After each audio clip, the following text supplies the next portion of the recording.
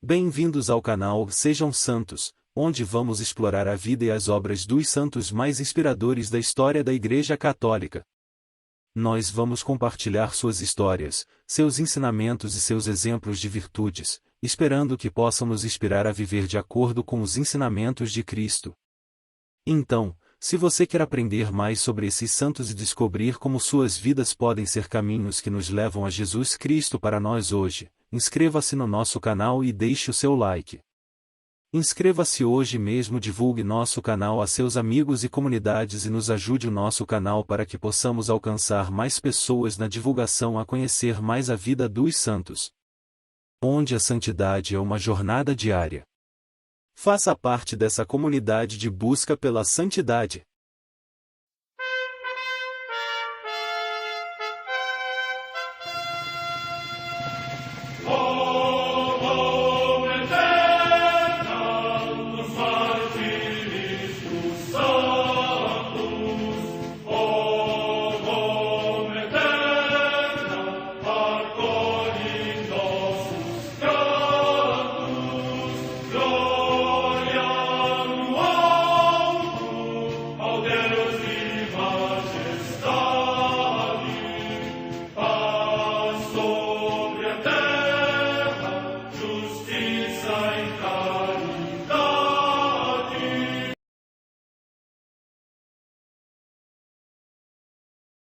Ler a vida dos santos desperta em nós o desejo de seguir a Cristo.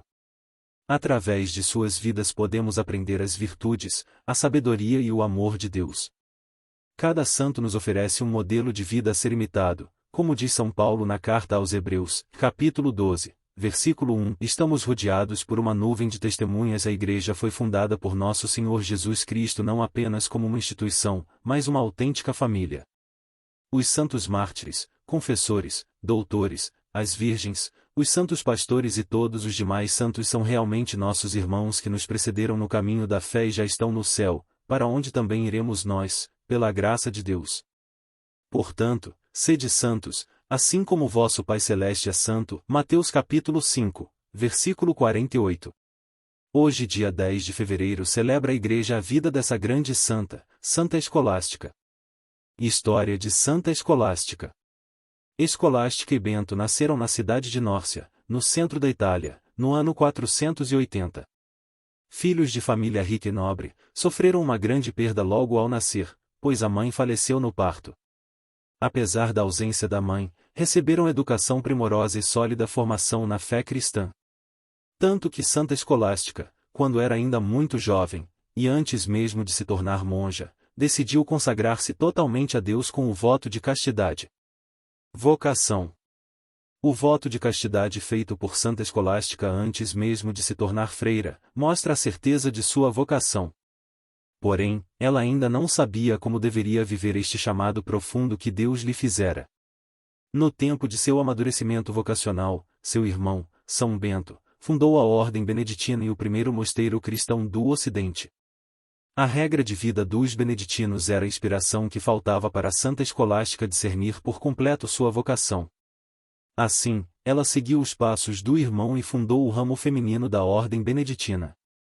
Um pequeno grupo de moças a acompanhou nesta jornada. A Ordem das Beneditinas. Santa Escolástica contou com toda a ajuda do irmão no que diz respeito à adaptação da regra de vida dos beneditinos ao modo de ser feminino. Assim nasceu o primeiro mosteiro cristão feminino do Ocidente, fundamentado, principalmente, na vida em comunidade no princípio ora elabora, oração e trabalho, criado por São Bento. Até então, monges e monjas eram eremitas que viviam isolados, sem uma vida em comunidade. Já os beneditinos viviam com horários e atividades bem definidos ao longo de todo o dia. A ordem floresce. O mosteiro das Beneditinas, que começou pequeno, logo floresceu e várias moças começaram a procurá-lo para ali ingressarem e viverem a consagração total a Deus na oração, no trabalho, no estudo e na vida em comunidade, ajudando, compartilhando e suportando umas às outras com caridade e amor cristão. A relação com o irmão São Bento. A relação de Santa Escolástica com seu irmão gêmeo São Bento era profunda. Havia entre eles uma ligação inspiradora. Os mosteiros masculino e feminino ficavam perto um do outro. Porém, os dois irmãos só se viam uma vez por ano, no tempo da Páscoa, por causa das regras de vida e das mortificações que se impunham.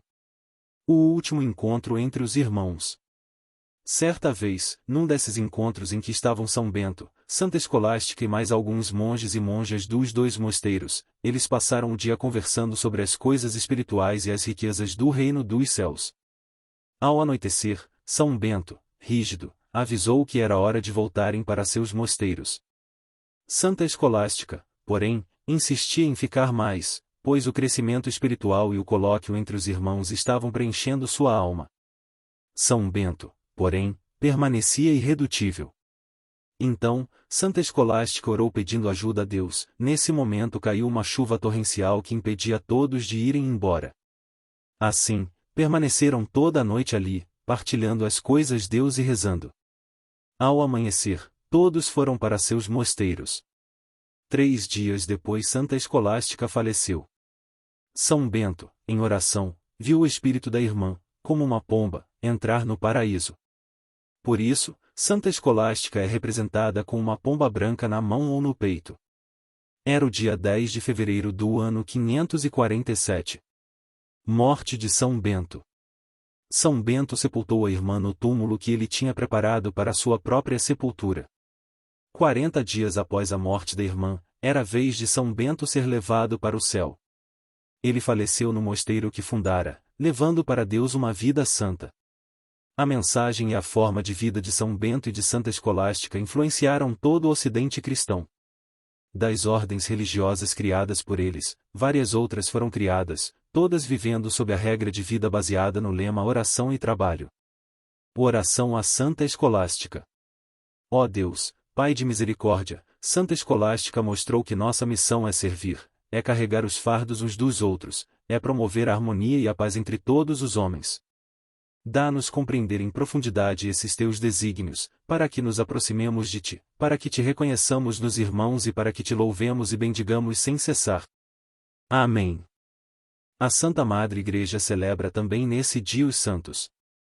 Em Magnésia, na província romana da Ásia, na actual Turquia, os santos Caralampo, Porfírio, Dalto e 3 mulheres, mártires no tempo do imperador Septímio Severo. Morte no século III. Na Via Labicana, a 10 milhas de Roma, os santos Zótico e Amâncio, mártires. Morte no século IV. Perto de Terracina, na Campânia, hoje no Lásio, região da Itália, São Silvano, bispo. Morte no século IV. Em Saintes, na Aquitânia, na atual França, São Troiano, bispo. Morte no ano 550. Em Besançon, na Borgonha, hoje também na França, São Protádio, bispo. Morte no ano 624. No território de Rouen, na Neústria, também na atual França, Santa Austreberta, virgem e abadesa, que dirigiu piedosamente o mosteiro de Paville pouco antes fundado pelo bispo Santo Aldeno. Morte no ano 704. Na gruta chamada Stabulum Rhodes, perto de Grosseto, na Toscana, região da Itália, São Guilherme, eremita de Malavalle, cujo exemplo deu origem a muitas congregações de eremitas. Morte no ano 1157. No mosteiro premonstratense de Fosses, perto de Namur, na Lotaríngia, atualmente na Bélgica, o beato Hugo, abade, cujo mestre, São Norberto, entretanto eleito bispo de Magdeburgo, lhe confiou a organização da nova ordem, que ele governou com grande sabedoria durante 35 anos. Morte no ano 1163. Em Rímini, na Flamínia, atualmente na Emília-Romanha, região da Itália, Santa Clara, viúva, que expiou com penitência, mortificação da carne e jejuns anterior vida licenciosa e, reunindo-se num mosteiro com outras companheiras, serviu o Senhor em espírito de humildade. Morte no ano 1329. Em Avrilé, perto de Angers, na França, os beatos Pedro Fremont e 5 companheiras mártires, que durante a Revolução Francesa foram fuzilados por causa da sua fidelidade à Igreja Católica. São estes os seus nomes: Catarina e Maria Luísa Duverdier de La Sorinière, irmãs, Luísa Bessa de Lavolte, Maria Ana Cher du Bois, Luísa Poirier, esposa. Morte no ano 1794. Em Cotija, no México, São José Sanches del Rio, mártir. Morte no ano 1927.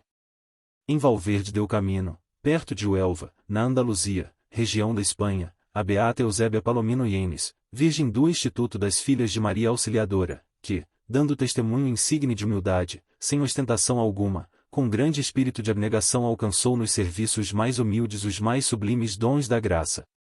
Morte no ano 1935. Na cidade de Krasik, perto de Zagreb, na Croácia, o beato Luís Setepinac, arcebispo de Zagreb, que se opôs audazmente a doutrinas que ofendiam a fé e a dignidade humana, até que, pela sua fidelidade à Igreja, foi detido muito tempo no cárcere e, enfraquecido pela doença, terminou o seu insigne episcopado. Morte no ano 1960.